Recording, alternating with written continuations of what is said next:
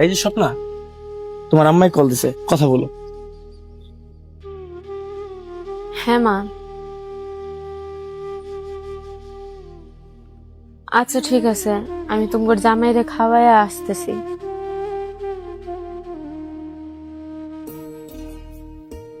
শুনেন না, হ্যাঁ বলো, কি বলবা? আমার শরীর বেশ একটা ভালো না।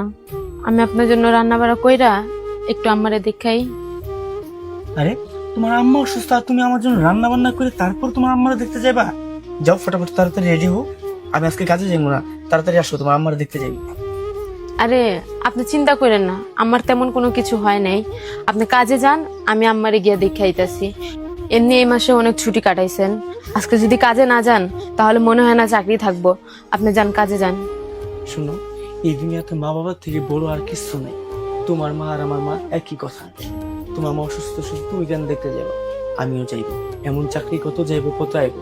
যখন তাড়াতাড়ি রেডি হয়ে আমরা দুদিন একসাথে যাইবো।